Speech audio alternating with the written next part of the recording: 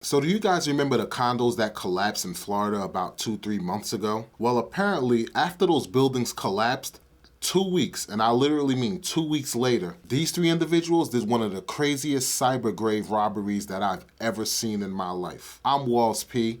This is Matter of Opinion. Let's dig into this one.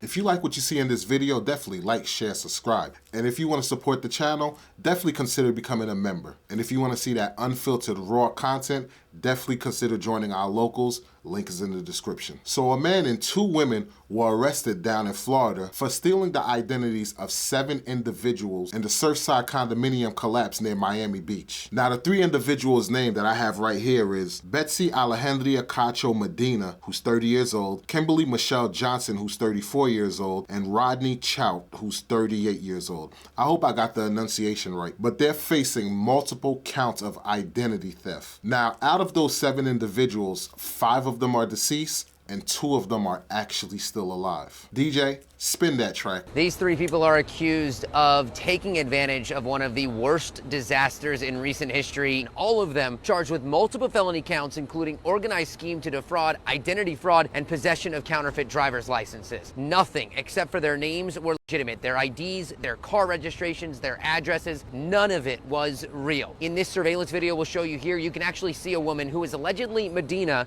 holding a Versace purse we're told she bought using one of those stolen cards, and then actually using those cards to buy even more things in that video. The state attorney said they took victims' names from news reports and other places, then called credit card companies pretending to be them, saying they lost everything in the collapse. Take a listen. Yes, because I was a victim of the towers that just collapsed, the Surfside, and all my personal belongings were in there. Oh my gosh, sorry about that. Oh my goodness. Okay. Oh, okay.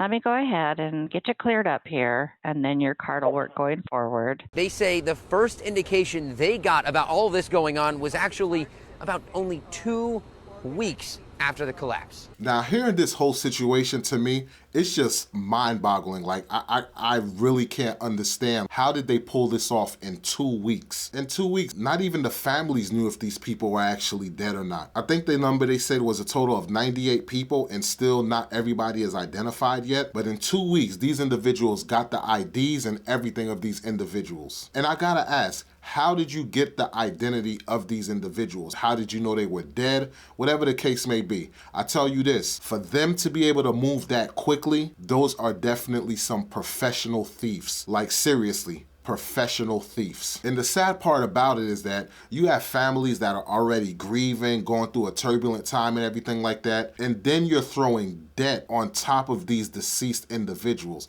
And it's not like you needed the money for a heart transplant or your house is in foreclosure, you know, something that's serious or drastic. No, these individuals stole this money to go buy watches and bags. Like, seriously? This, ladies and gentlemen, is what we call black excellence. When you see black folks doing the most dumbest and darnest things for no apparent reason, making it look bad for all of us. Because of these few bad apples doing these stupid things, it makes all of us look bad. And think about how this affected the 2 people who are actually alive. I mean, now that these people are apprehended, I'm pretty sure it's easy for them to chuck it up as fraud, but still, all that time, wasted energy for something that you didn't do, it's frustrating. You're talking, these people got credit cards, these people got licenses, these people got insurance, these people got registrations.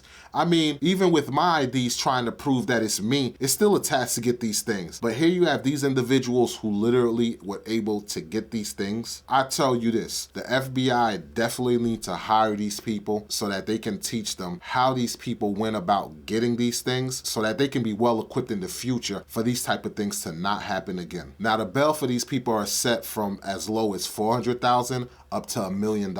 And this just shows you the length and measures that a few idiots will go through just to look hood rich, to buy all these unnecessary things that they don't need. Stop trying to be like rappers. Stop trying to be flossy. Stop trying to get all these things that is definitely out of your pay grade. If you want these things, put the time in, get a good paying job, get your education to help you build your self-worth. And if those are the things that you want, once you attain that type of self-worth and make legal money, then you're entitled to get those things. But doing it on a deceased person's dime, that's one of the most disrespectful things that I've ever seen in my life. And if you ask me, give them that maximum sentence of the 30 years. Because this wasn't money that you needed for something that was very important or that was detrimental. Because I can understand desperate times come desperate measures, but there was nothing desperate about any of this. This was just three idiots who was buying things that they can't afford, so they got it on another person's dime at the expense of these deceased people's equity in a sense. So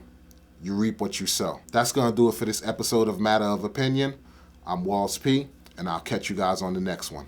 Peace. It's a matter of opinion.